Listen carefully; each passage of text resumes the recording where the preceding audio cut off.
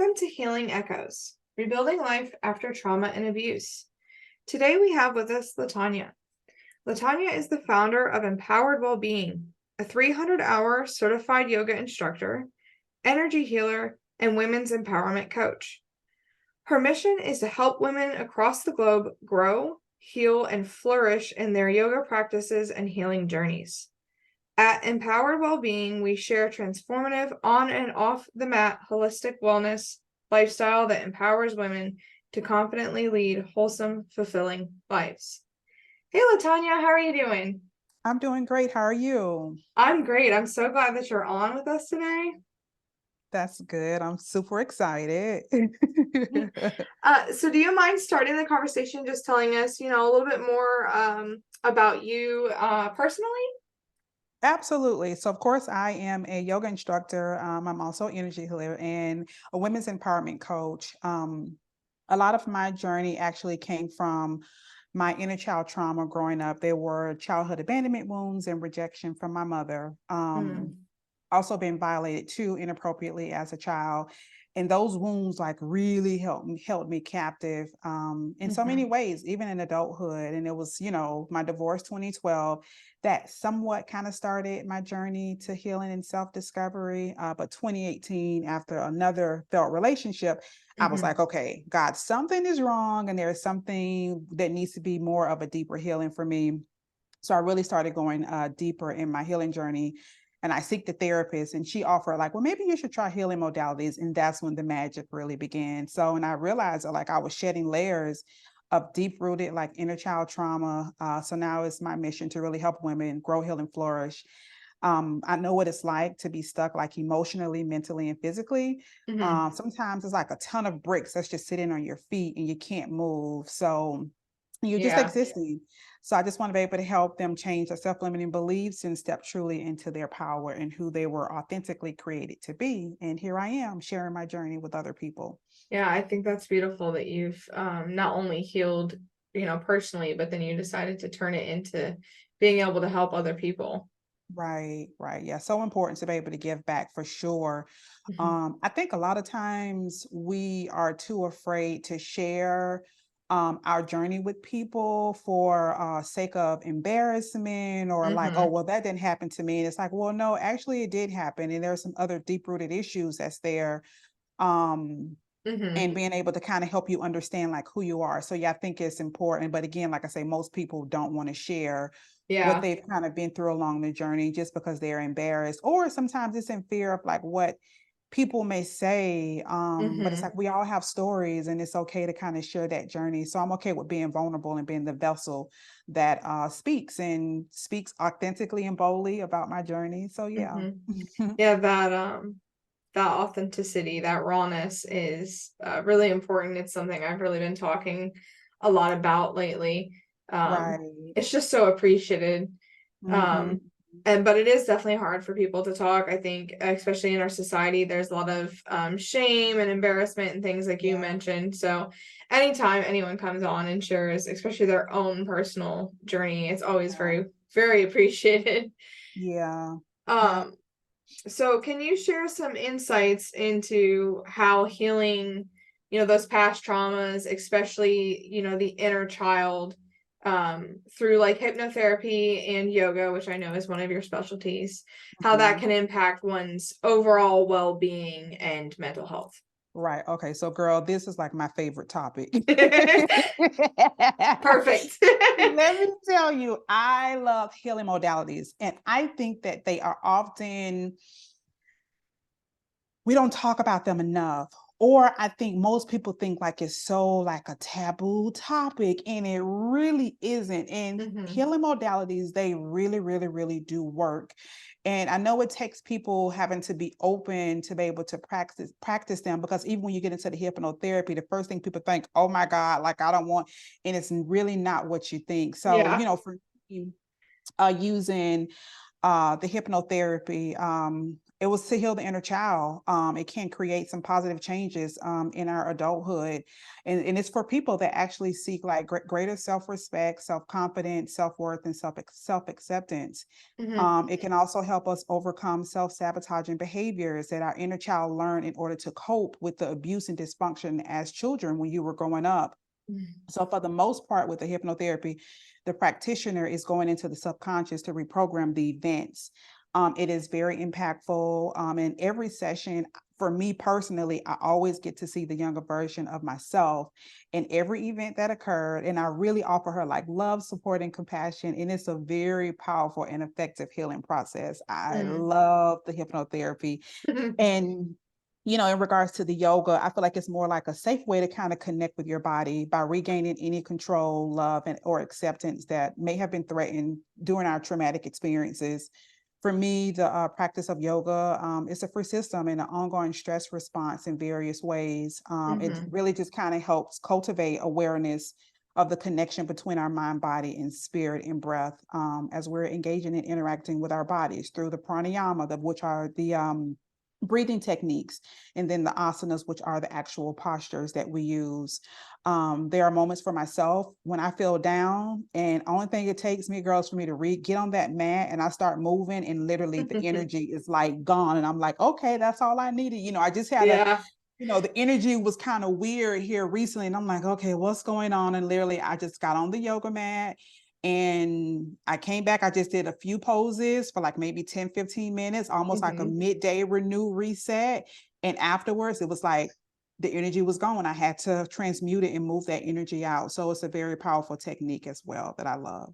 Yeah, I just recently, I used to do yoga, but I just recently expressed an interest in wanting to get back into it.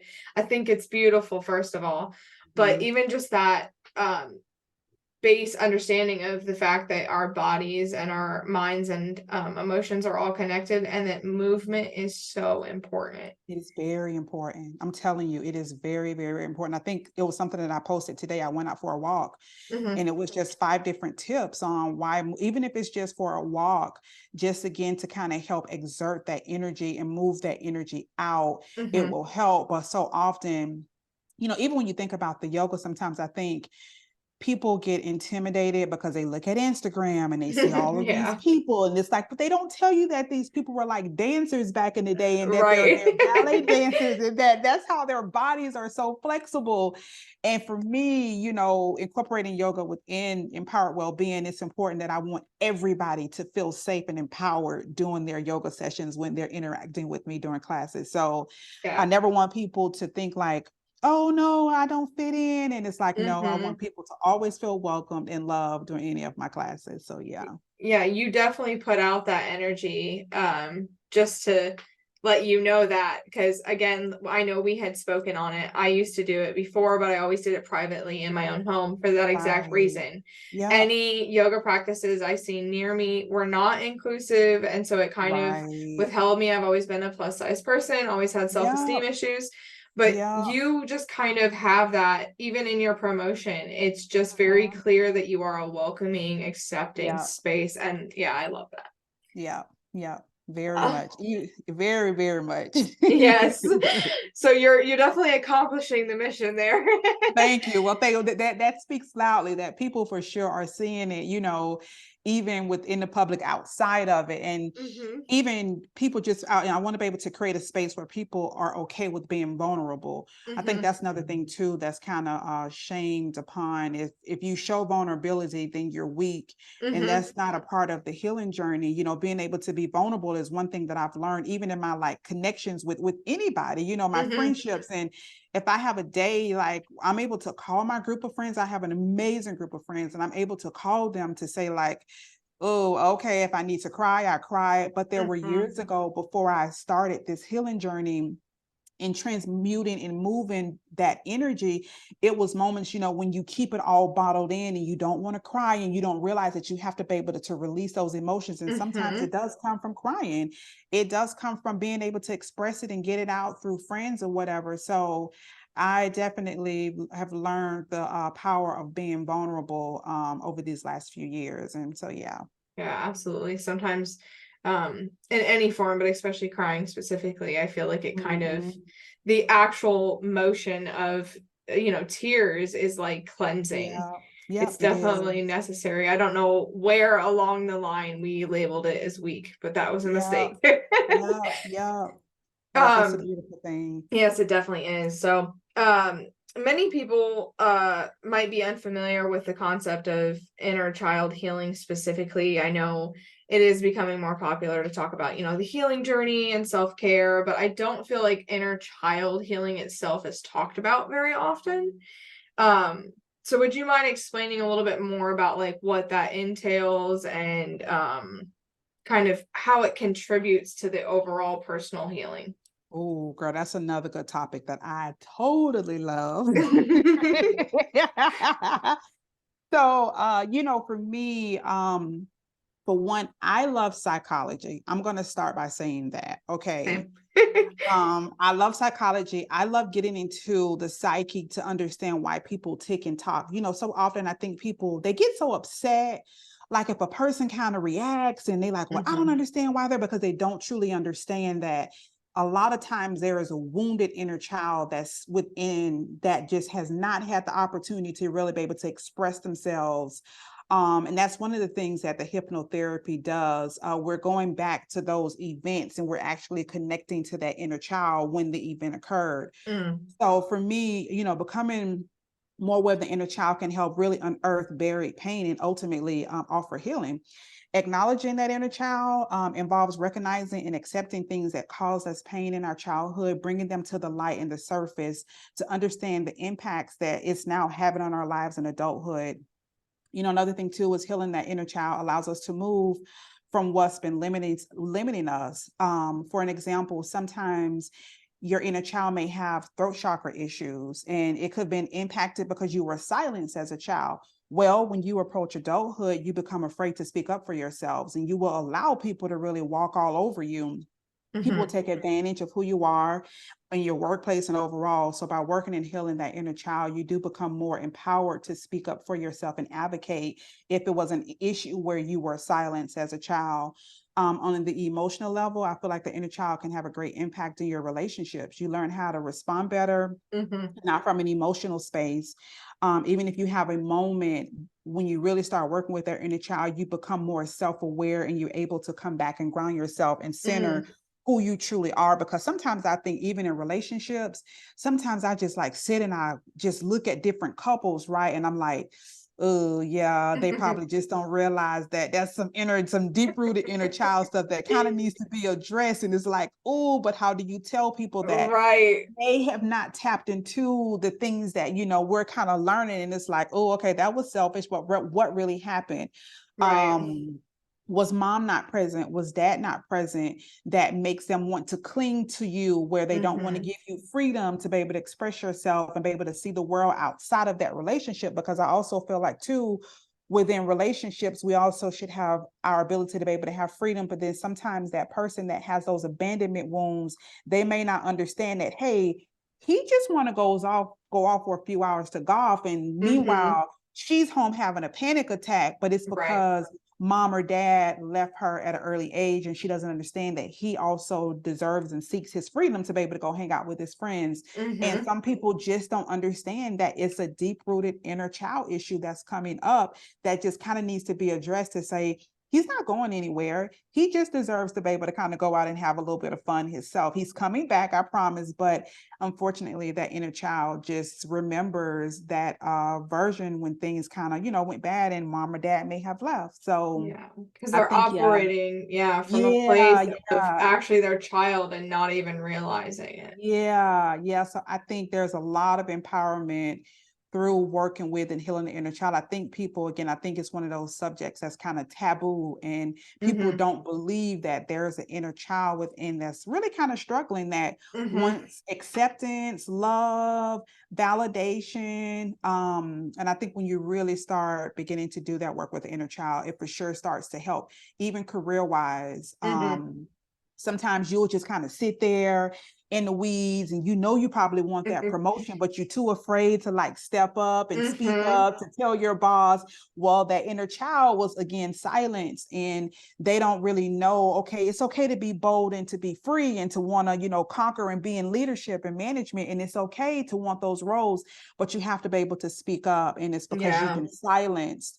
Go sit down, and those are the things that you're kind of told. Go sit down and Mm-hmm. stay in a child's place. Okay, well, here you are 40 years old and you're still in the child's place, but you're 40 and you want to see Yeah. growth and development. Well, it's not going to happen. It's not. So you have Yeah. to work with that inner child. So yeah, I love that topic for sure. Yeah, it's like you have to start at square one. We don't Yeah. realize that I know I didn't when I started my healing journey. It was like, oh, I need to heal myself. But I just wanted to heal Yeah. myself where I was at the point in Yeah. time when the majority of my trauma was from childhood. You have to go back. Right. You have to Right. start You from the do. beginning because Yeah. those are your formative years. It's the very beginning of your human experience. And if you weren't Yeah. given the things that you need, you're going to operate your whole life like that. Yep, yep. It's interesting. And you know, even you saying that, I can remember, and even right now they're showing me my very first hypnotherapy session where the abandonment and rejection wound started. And Mm-hmm. literally, as the hypnotherapist, as Debbie's working with me, I can see the 3, 4 year old version of me, of like my grandmother talking to my mom and was like, you always tell her that you're coming. And it's like, I can see all of these things. And it's like, oh my God, you know, you don't realize like that is where it starts. It's not right Mm-hmm. now. You know, you may feel like you're being abandoned or rejected by your partner, but no, those seeds were like planted like so many years Yeah. ago. So yeah.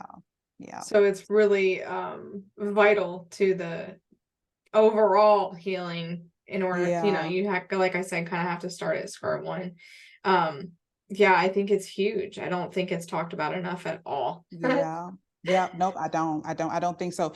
Even sometimes I hate to say it too. And I love traditional therapy. Do not Hmm. get me wrong. It was a great foundation to my healing journey. But even sometimes when you go to certain therapists, I don't know if they always really help you. And that's why I love the healing modalities, because I feel like the healing Hmm. modalities really like dig deeper into the root cause of where it happened, and it helps you transmute that energy and release it and reprogram. So that's the difference.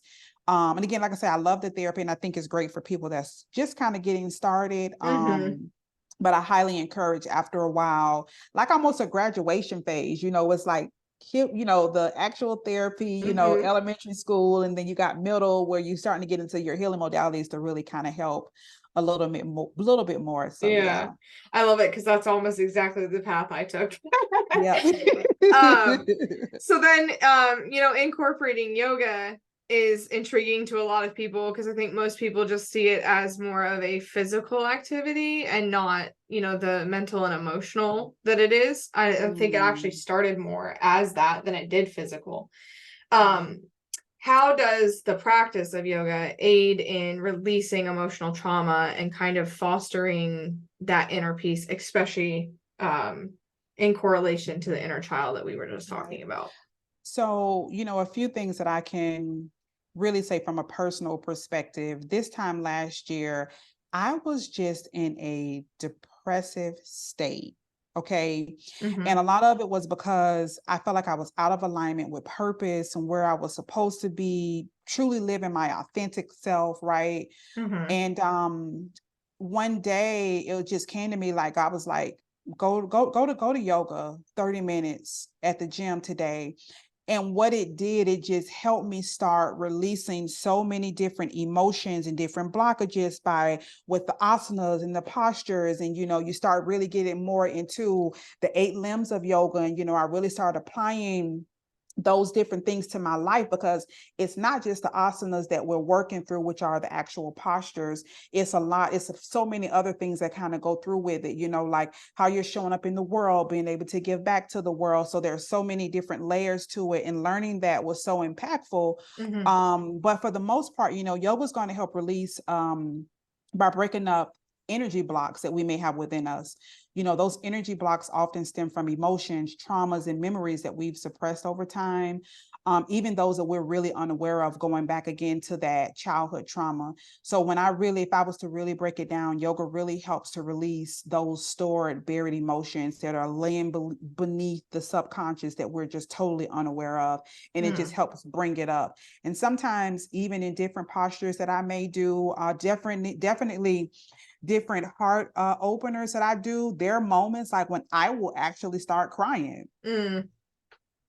And it's letting me know that I am releasing that energy that is there. So yeah, there are actual like postures for sure. The heart openers is times when I do hip openers, and that's probably more than likely targeting, that solar sacral area where there was, the being violated as a child, being able to release that trauma that's been stored, also generational trauma that's also stored, from different generations within my family timeline. I'm releasing and I'm, getting rid of that energy that's there. So yeah, it's for sure, it's more than just moving the movement. It's doing a lot more for your body, mind, spirit, and soul, for sure. It Yeah, is.